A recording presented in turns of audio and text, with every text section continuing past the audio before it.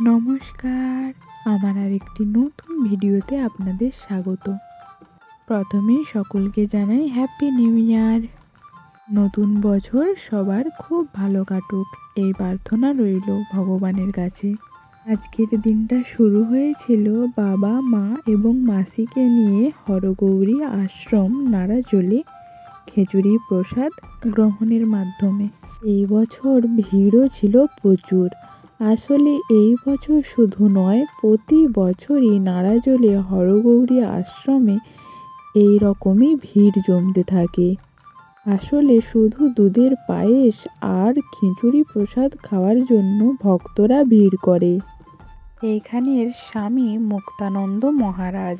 আশ্রমের অন্য একটা রুমে ছিল ভগবান শ্রীকৃষ্ণ এবং রাধারানী, আর অন্যদিকে ছিল শিব ঠাকুরের একটা মূর্তি। এইখানে আমরা সমস্ত ভগবানের ও মহারাজের মূর্তি দর্শন করে খাবার খেতে বসে পড়েছিলাম। খাবার খাওয়ার পর সেইখানে চলছিল কীর্তন গান, সেটাই একটু সবাই শুনতে বসে পড়েছিলাম। তারপরেই বাড়ি ফিরে আসলাম।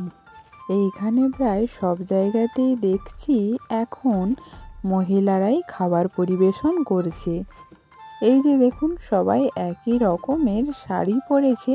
এখানে শুধুমাত্র একটা প্যান্ডেল ছিল না, অনেকগুলোই প্যান্ডেল করেছিল ভক্তদের ভিড়ের জন্য। তবুও লাইন শেষই হচ্ছিল না, অনেক কষ্টে ভিড়ে ঢুকতে হয়েছিল। এই যে দেখুন, পুরো পোতেই পঙ্গত ভর্তি লোক।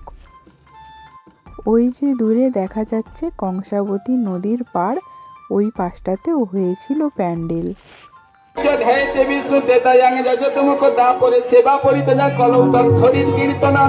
কলির জীব একমাত্র কৃষ্ণ নাম হরি নাম করবে, তাই মহাজন বলছেন যদি আসিত।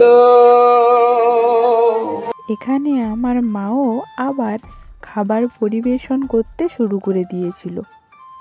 আজকের ভিডিওটি এই পর্যন্ত। ভালো লাগলে লাইক, কমেন্ট, শেয়ার করতে ভুলবেন না কিন্তু। ধন্যবাদ। শুভরাত্রি। সবাই ভালো থাকবেন। দেখা হচ্ছে নেক্সট ভিডিওতে। টাটা।